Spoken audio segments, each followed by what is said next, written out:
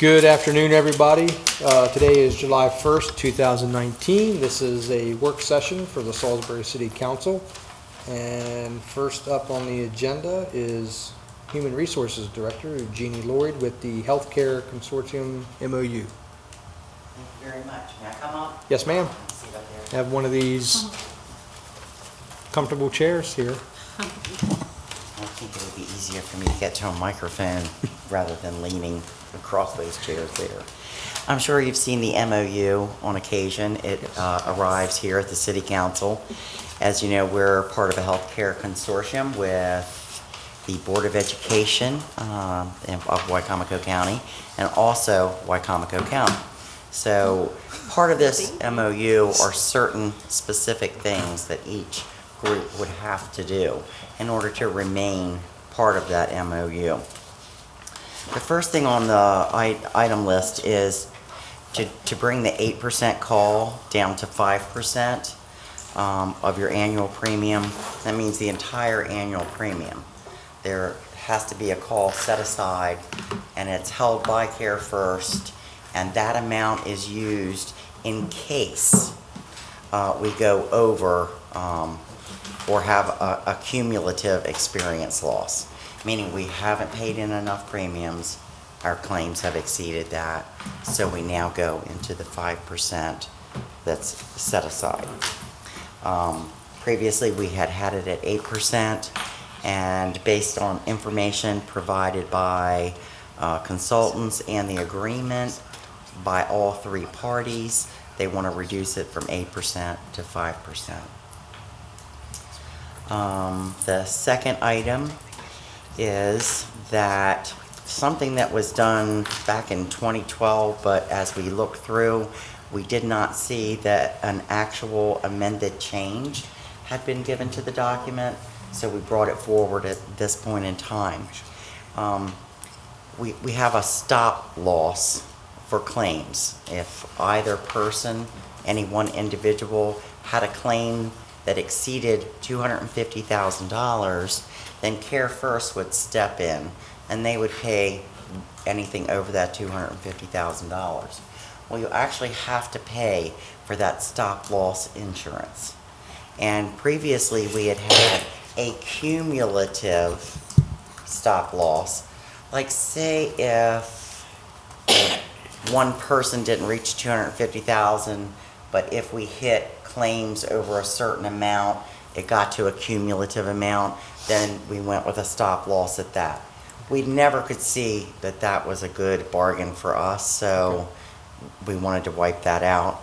And that's what they did back in 2012. They basically got rid of the cumulative stop loss, and it's currently $250,000 for each member. And the third item has to do with the changes where you have to show the 8% to 5%. There are numerous sections in that MOU where that's been identified, so it has to be changed. Changed in all the sections.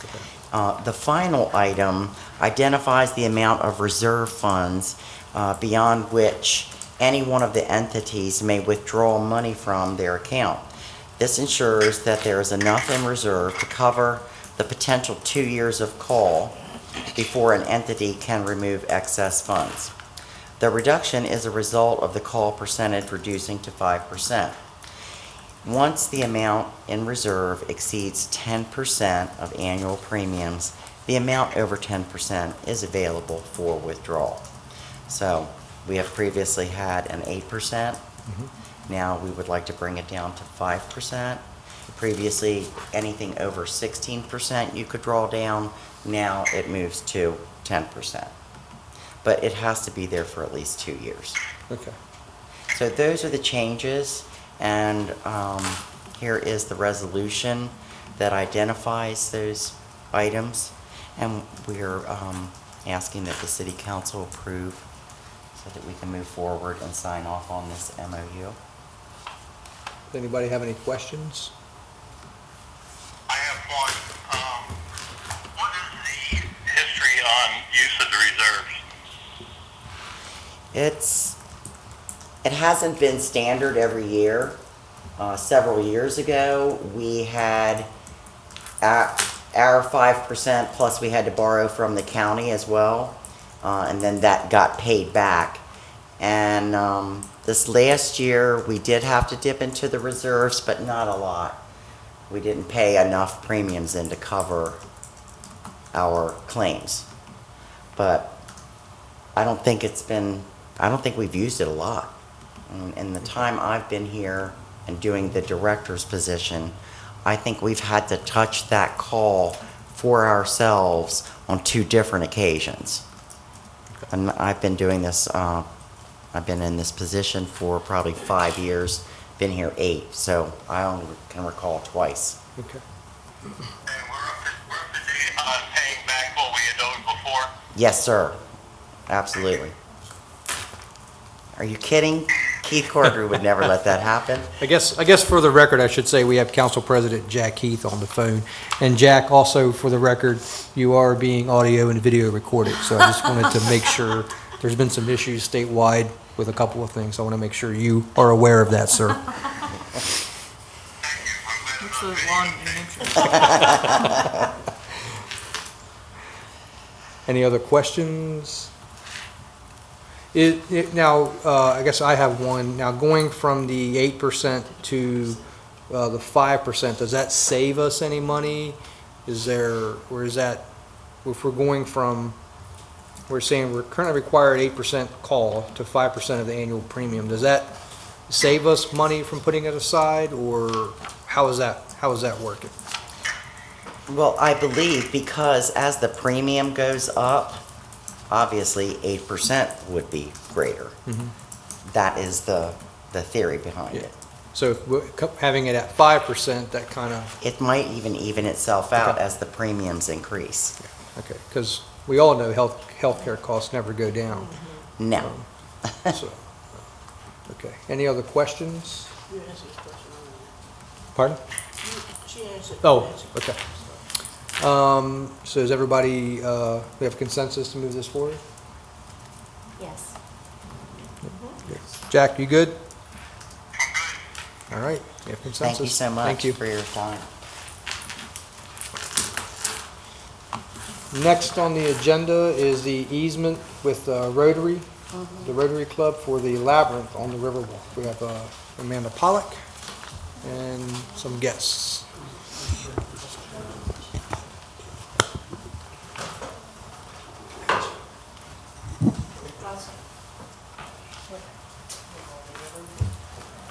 All right, good afternoon. Good afternoon.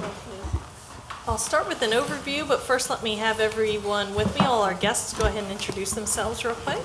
Yeah. George Whitehead, Chair of the Centennial Committee for Rotary. I'm fine at the Jernigan. I'm, I guess, on the committee, and I was the one who designed it, so just Marie Calthero, committee.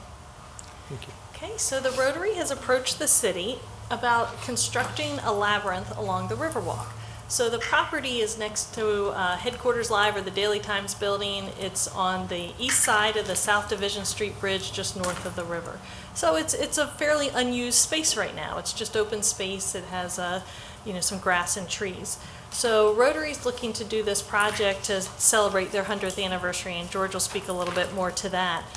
What you have in your package today are the plans that Finance prepared that show the Rotary.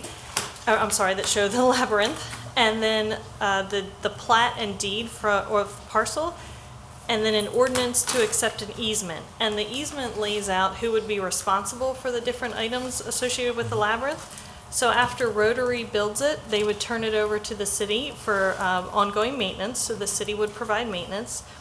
The city would also provide water for irrigation, so similar to what we do with the community gardens. That would be at no cost to the Rotary. And then the city took on responsibility for any stormwater management, sediment erosion control, and that type of thing for this project. So let George go into some of the details on the project and why Rotary's interested. Thanks for meeting with us today, and I appreciate the opportunity to share a little bit about this. As Amanda said, this is the centennial for Rotary Club of Salisbury. And as we looked into the future, we wanted to continue to partner with the city and continue to make a difference in our community. So starting way back in 2015, we worked with various city employees to decide on a project. And I've enjoyed having the opportunity to work with everybody that we've had the chance to work with.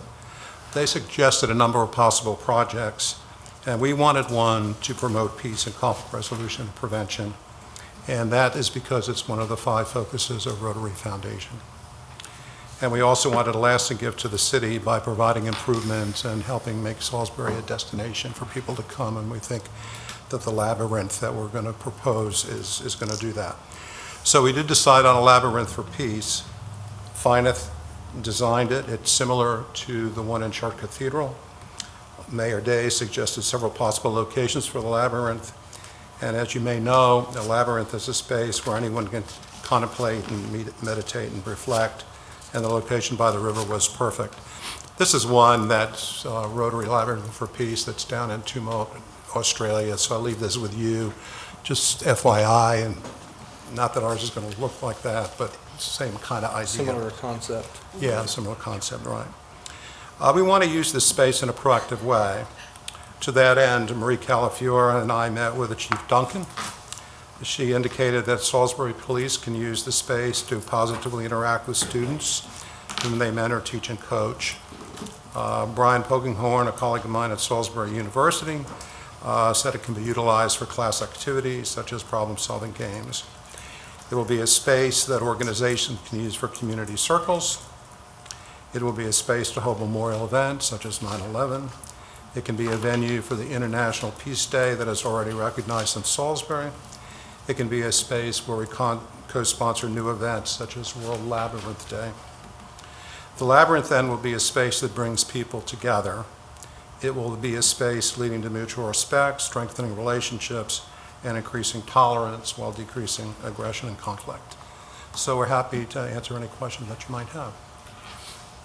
Again, appreciate the opportunity to Have any present questions? talk. And I will note, I believe the easement is a requirement of their funding source, is that correct? Yeah, we were able to get a bond bill to help build this, and we have all the paperwork done, but I need some indication that the city is on board with this project, and that's what brings us here today. We thought we needed to have something formal, and this is what everybody recommended to be the most formal that we could do. So. Can I just add a couple things? Sure. First of all, I want to just say that the Rotary Club of Salisbury, is to be commended for thinking this way. In a way of giving back to their community, creating lasting impact. I mean, I think that's the way the Rotary Club has always acted and behaved. But this is just another great example of that work. I think it's important to address the elephant in the room, that we did try to get them to build a Rotary, but we landed on the labyrinth. That was one of the projects. It actually was, but yeah. It had a certain ring to it, we thought. It had a ring to it, right? No, I think the other really special part about this is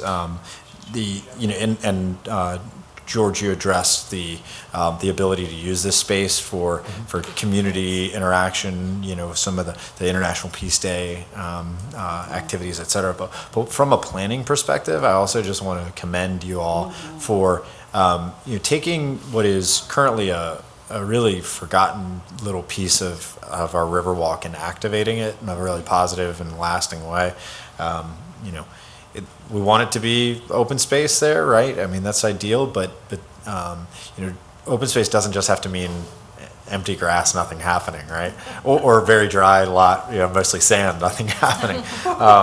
Creating something special is another place that the community can know, and I just want to again say congratulations on your efforts thus far, and we appreciate you being willing to invest in your community in a special way. I think it really fits well with your new plans for downtown in terms of bringing people together in the parking lot, and this becomes another adjacent area to be able to do that.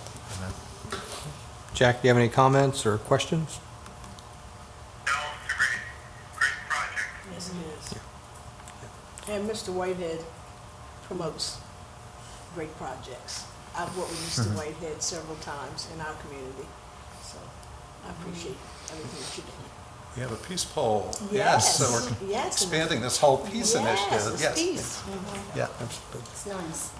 Yeah, I'll say thank you, and again, it's another piece of the puzzle of downtown, and it's a much welcome piece, and so, thank you very much. So, do we have consensus for this? Absolutely. Jack? All right, you have consensus? It'll be on the next agenda. Great. Okay. Thank you. Thank you. Thank you very much. Appreciate it. Thank you. Yes.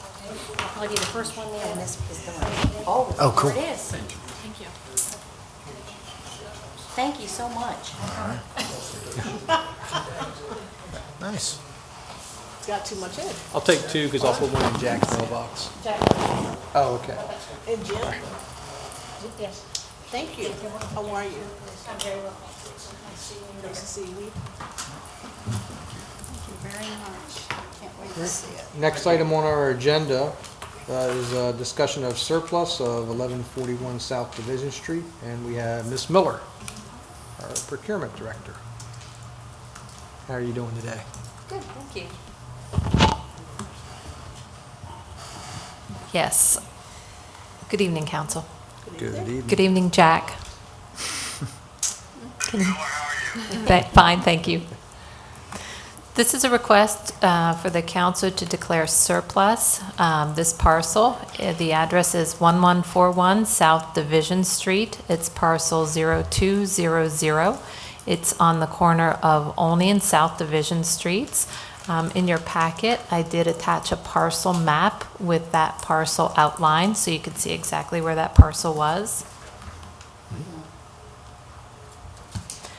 It's my understanding that this was originally going to be part of a project where I think the roads were going to be reconfigured, but that didn't happen. The adjacent athletic fields got reconfigured instead, and so the city really doesn't have a need to develop any or have a use for any municipal purposes on that lot, and therefore wishes to dispose of that parcel. Have any questions, anybody? So what, if I could just say, one of the things that we're trying to determine, or Mark's office is trying to determine right now, is what are the options after it's surplus for disposing it? You know, does it need to be listed? Can it be listed with a realtor, as we've done with some properties, or does it need to be, you know, if we don't have a specific use we want to put it, you know, do we need to do an RFP? So that's one of the discussions we have. Jack, Sorry, he was. sorry, it's Jake. I'll try again. Can you hear me? Can you hear Jake now? Hello? Right now? Can you? Hear me, Jack? Oh, yeah, I got you now. Okay. I was saying that our next step in the process in disposing of this piece of property is to make a determination as to how we can dispose of it. So we're working on that actively, trying to find an answer, which is either RFP, as we've done with many pieces of property, or listing it with an agent, as we've done with some pieces of property. So that's the process we're going through now, and we'll know more soon. So if it's RFP, either way, I guess once we dispose of it, it'll come back. Yes. Yeah. Yeah. Did you catch that? Yes, I got it, thank you. Okay. Any questions? Any questions, Jack? No, no. We have consensus to move this forward? Yes.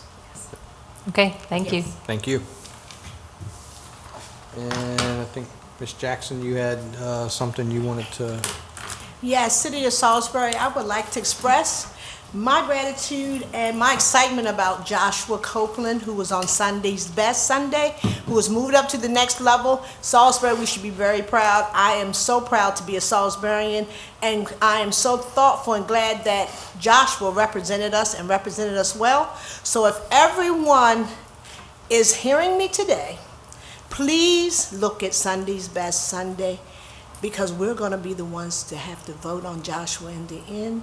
So please let him, as he has represented us, let us represent him as well. And I thank everyone, and I thank his family. He is the son of Bishop George A. Copeland and the brother of Mandel Copeland. So, as I said before, make sure you watch Sunday's Best. Next Sunday, don't miss it. And that's on BET? BET. BET. Yes. That's a talented family, isn't it? Yes, Yeah, it it is. Yes. So make sure you don't miss it. I'm telling you, you're gonna miss a treat. if You know what do. time? What time? It came on last night at 8. At 8 o'clock. I'm not sure when he will be on there performing because 8 they left the best for last. So 8 he was 8 o'clock last Sunday. BET this Sunday, This Sunday Josh coming. Copeland. Yes, Josh Copeland. Awesome. Thank And you. I have informed the media that he has been appearing on that segment and will be repeating because he's gonna win Salisbury. So just look for a winner to come back here. We're gonna be victorious in this. Thank you. Love it. Thank you. Thank you. Anything else for the good of the order? I think so. All right, with that, we are adjourned. Thank you.